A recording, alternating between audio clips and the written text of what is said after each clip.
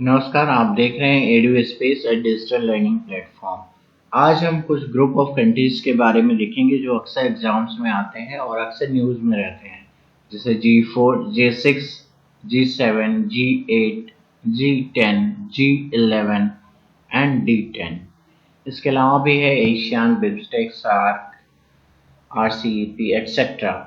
But आज हम देखेंगे one by one G4, G6, G7, G8, D10, G10 and G11। सबसे पहले हम देखेंगे G4। G4 four group of countries का ग्रुप है। इसे जानने के पहले हमें इसके पीछे की कहानी जाननी पड़ेगी। 5 ग्रुप ऑफ कंट्रीज है जिन्हें यूनाइटेड नेशन सिक्योरिटी काउंसिल में परमानेंट सीट है। वो कंट्रीज हैं United states of America, United states of America,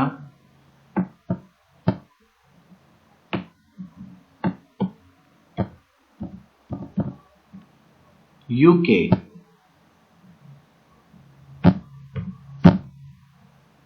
France,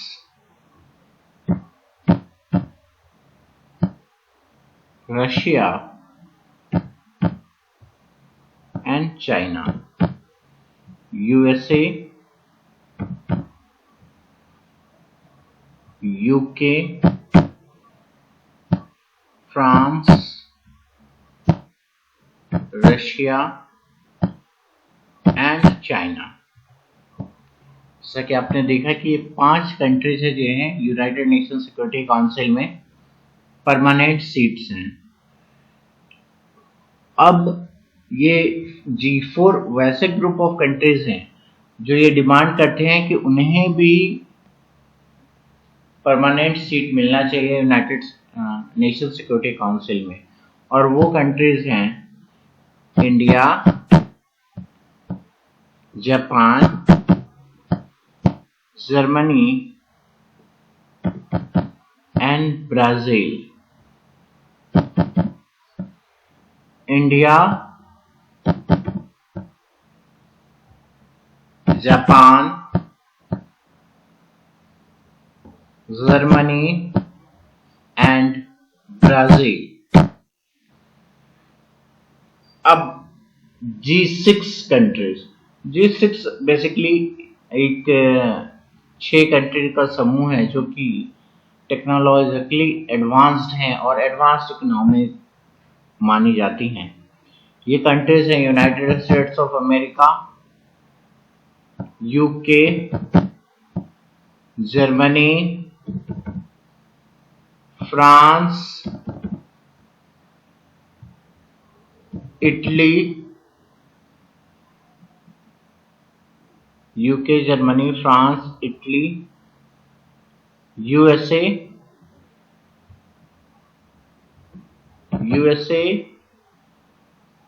UK, Germany, France, Italy and Japan. ये कंट्रीज जो हैं G6 कंट्रीज हैं। United Nations, UK, Germany, France, Italy and Japan. अब ये G6 कंट्रीज हैं, इसमें अगर हम कनाडा को जोड़ दें तो ये हो जाती हैं G7। मतलब यूएसए, कनाडा, ये हो गई 2 कंट्रीज। 4 यहां से European countries, USA, France, Germany and Italy. 4 ये, 4 2 6 और 1 7 जापान। अब G8 कंट्रीज जो हैं, G8 कंट्रीज जो हैं वो है, इसमें हमने रशिया को जोड़ दिया था।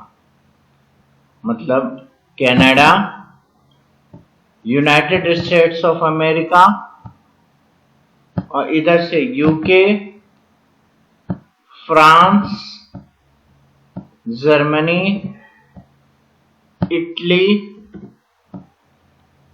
जापान, ये हो गई 7, और एक हमने जोड़ दिया था रशिया को, तो ये हो गए G8 कंट्रीज। लेकिन 2014 में रशिया ने यूक्रेन पे हमला किया और इससे एक पार्ट वापस ले लिया, और उस पार्ट के वापस लेने के बाद ये there was a resentment in European countries, और उन्होंने रशिया को वहां से निकाल दिया। वो यूक्रेन का जो पार्ट था वो क्रीमिया था, basically that was earlier the part of Russia only, और उसके निकालने के बाद ये G8 वापस से हो गया G7। अभी तक हमने देखा permanent members of security council, United nation security council, G4, G6, G7, G8, अब G10 या G11। बेसिकली जो अमेरिका के पूर्व राष्ट्रपति हैं डोनाल्ड ट्रंप, उन्होंने बोला था कि हमें इसे एक्सपैंड करना पड़ेगा G8 को। G8 में हमें 4 कंट्रीज जोड़ने पड़ेंगे, और वो 4 कंट्रीज क्या हैं, कौन कौन से हैं? वो 4 कंट्रीज उन्होंने बोला था India, Japan, south Korea, Australia and Russia. अभी रशिया को लेके तो असमंजस है, तो ये जो कंट्रीज हैं 3, इंडिया, साउथ कोरिया,